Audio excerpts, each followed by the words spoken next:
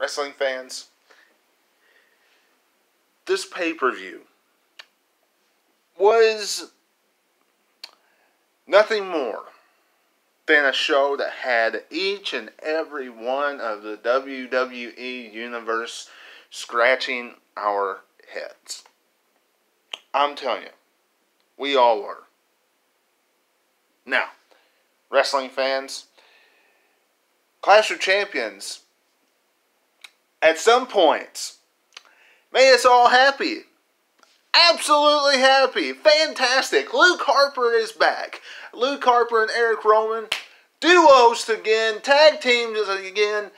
Absolutely fantastic. The Fiend, got to see him close out.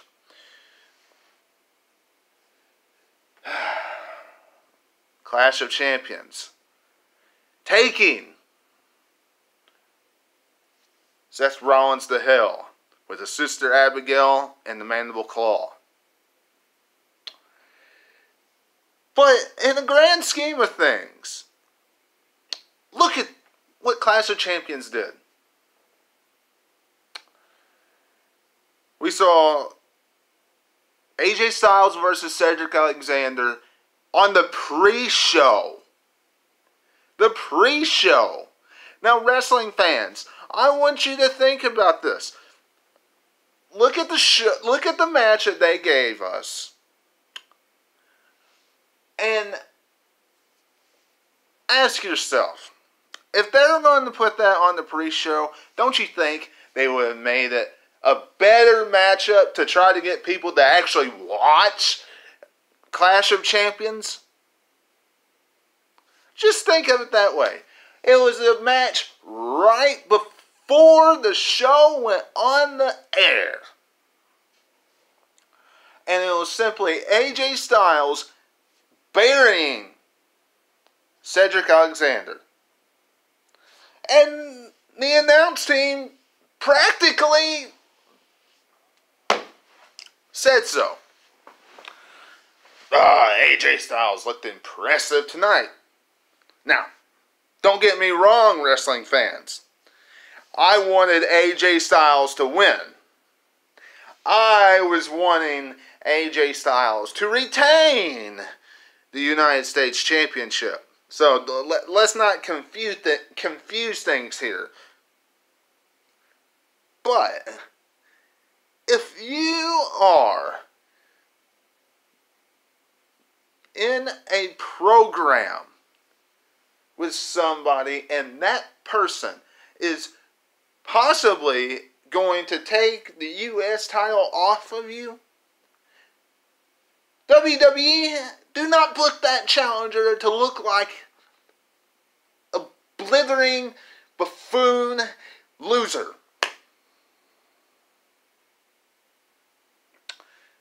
And outside of that first big splash, that first big offense that Cedric Alexander got,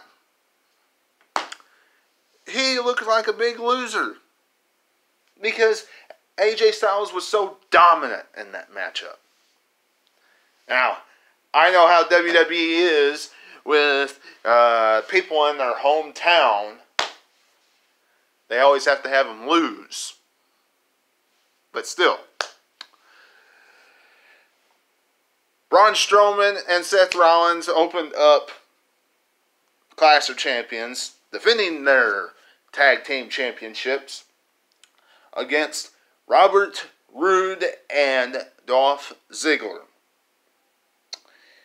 Now, before I even discuss this matchup, is there really even it necessary to discuss it? To me, no. I'm going to, but there's really no reason. Because I think everybody out there knows what happened. Robert Roode and Dolph Ziggler became the new tag team champions. The only reason why Strowman and Rollins got those tag team titles is so they could make history tonight and set up a reason for us to watch Clash of Champions. That's it, wrestling fans. That was a big key for Monday Night Raw's main championship. But Robert Roode and Dolph Ziggler victorious at Clash of Champions. It was an okay contest. Nothing like out of the ordinary. Nothing like real major. Nothing real exciting. But Robert Roode and Dolph Ziggler victorious. The women's tag team championship. Now this is all I'm going to say about this. Number one, Alexa Bliss almost became the 24/7 championship in this matchup. We never saw the 24/7 title really defended all that much, really. I mean, R-Truth came down in the matchup and all that. And Alexa Bliss rolled up R-Truth and got a 2 count. And then R-Truth ran out. And that's pretty much all we saw of the 24/7 title tonight. But Alexa Bliss and Nikki Cross victorious. So what? I imagine somehow, some way, Mandy Rose and Sonya Deville will find a way to become number one contenders again for Hell in a Cell. I kind of wish they have more than just championship matches on Hell in a Cell's card, to be perfectly honest. By the way things are working out on this card, it looks like there's going to be a lot of repeats for Hell in a Cell. A lot of rematches. I mean, to be perfectly honest. I mean, just look at FT, RKO, and the New Day. Now, some of you might say, well, Randy Orton, he lost clean tonight to Kofi Kingston. So Kofi Kingston has officially beat Randy Orton in one-on-one championship match. He's got his big revenge, right? Possibly. I think Hell in a Cell, they're not having another matchup. I think Hell in a Cell could quite possibly see Randy Orton become WWE champion. I was surprised he didn't today. I was surprised. Because in 2 weeks, what do we have? Debut of SmackDown on Fox. But Kofi Kingston victorious, and quite frankly, you know, I like that WWE shocked us a little bit, you know, with that. Gave us a little twist, because the Revival beat the New Day in tag team championship action earlier on in the night for the tag titles. So half of the FTRKO is complete. Because with them having those SmackDown Live tag team titles, bam, Revival's coming over to SmackDown Live when the draft hits. Because, you know, technically they're Raw superstars right now. So, keep that in mind. One thing I want to see, speaking of the whole draft and speaking of everything of that nature, dive into the Intercontinental Championship. The Miz versus Shinsuke Nakamura. Surprised, absolutely surprised that The Miz did not walk out the IC champion tonight. I, quite frankly, didn't want him to. I'm glad Nakamura retained his Intercontinental Championship at Hell in a Cell. I'm sure there's going to be a rematch, and I'm hoping Nakamura retains. I want him to get drafted to Monday Night Raw with the Intercontinental Championship. And AJ Styles gets drafted to SmackDown, Friday Night SmackDown, Friday Night SmackDown Live, whatever you want to call it, get drafted over there. You want to make it a wrestling-oriented show on SmackDown, you need AJ Styles over there. I would like to see that happen. And plus, Shinsuke Nakamura has not visited the Red brand yet. And Paul Heyman has turned that into a wrestling-oriented show. So, with Nakamura winning here, and I hope that it happens again at Hell in a Cell. I think that we'll have another rematch because of all the shenanigans that Sami Zayn did tonight, helping Nakamura retain the championship. Pretty sure that's going to happen. Sasha Banks versus Becky Lynch. And Bayley versus Charlotte. I want to dive into these two matches. These two are very big, very important. Now, wrestling fans, since when? Number one, since when do the commentators announce that a match is a disqualification?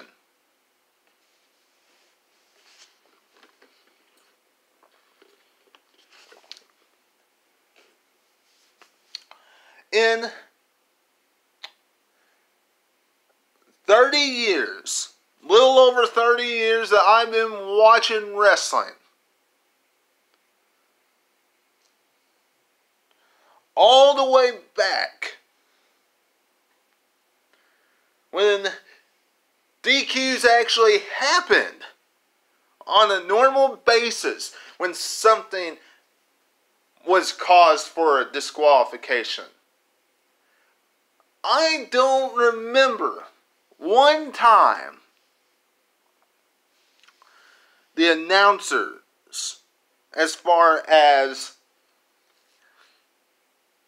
people like Michael Cole, Corey Graves, Byron Saxton, nobody back then, Jim Ross, Jerry the King Lawler, nobody back then, Gorilla Monsoon, I grew up listening to Bobby the Brain Heenan, Vince McMahon, nobody. Who did we always hear? Howard Finkel. Who did we always hear? Lillian Garcia. Whoever else was a ring announcer. Tonight, who announces that it's a disqualification? Michael Cole. And not even where the entire all the fans can hear it. It is simply commentary. How much sense does that make to you all, wrestling fans? Little to none. That's number one. And that is not a knock on Michael Cole. For you Michael Cole people, I know one person that's watching this right now likes Michael Cole. That's not a knock to him. That's a knock to the person in the back, a.k.a. Vince McMahon, who told him to do that and is changing it up. Makes no sense.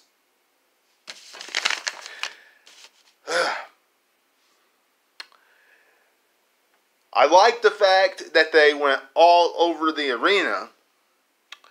I like the fact that they went all over the arena and they did not bring it back into the ring. And then the referee counted to 1, 2, 3. Or the referee then called for a disqualification. It would have made for a better scene if another referee came down and they knocked out that referee and they kept on brawling. But in any case, we all know Banks versus Lynch is going to Hell in a Cell. Probably, my guess, will be inside Hell in a Cell. That's just my guess, wrestling fans. Not 100% sure about that. My guess it will be, because WWE will find it necessary to put another women's Hell in a Cell matchup on their resume. And that time, Sasha Banks will win, because I see Lynch going to SmackDown.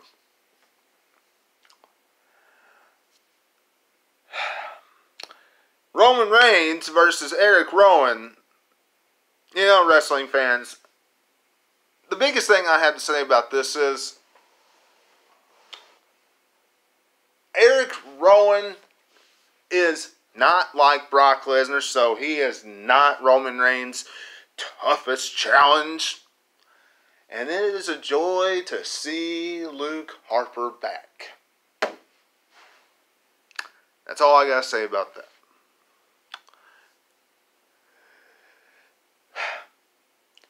And finally, because quite frankly, we all know what happened with Kofi and Randy Orton. Kofi Kingston, Randy Orton. Pretty self-explanatory if you ask me. Pretty self-explanatory. Had a great contest for those two. I mean, it was a really good contest. And honestly, you know, for that matchup to be built the way it was, you know, I liked it. I did. I liked how Kofi Kingston won. He overcame all of Randy Orton's odds coming after him throughout the weeks. I like that. I don't know how much longer it's going to last. But in this situation, for this pay-per-view, I like it. And hopefully, the first week at least of SmackDown on Fox, Kofi Kingston will be WWE champion, unless they have some match and he loses it within the next 2 weeks. But I doubt USA and anything is going to do anything like that. I just doubt it. And then the Universal Championship matchup was just cringeworthy. But we all knew it was going to be. Braun Strowman and Seth Rollins, in my eyes, did not have good chemistry. That real big splash off the top rope by Braun Strowman was cool. But other than that, they just did not. I mean, I really did not like this match. It was boring, if you ask me. People were wanting Seth Rollins to lose this matchup. Have kind of like a Wyatt family contest at Hell in a Cell. That's not happening. We're having The Fiend versus Seth Rollins, in which he's going to try to slay The Fiend next. And I hope that The Fiend beats Seth Rollins at Hell in a Cell, because it's too early, too soon for The Fiend to lose, because The Fiend has not had enough matches. Paul Heyman, anybody else that's in creative, that does booking decisions for matches, keep that in mind. Keep that in mind. The Fiend cannot lose at Hell in a Cell. He can't. I don't care how much Seth Rollins is at the top of the mountain right now. The Fiend cannot lose at Hell in a Cell. Y'all give me a like and a comment down below. Make sure you become a subscriber today. And until I see you again, this is Webby. And I'll catch you tomorrow for Monday Night Raw review on either side. Talk to you later.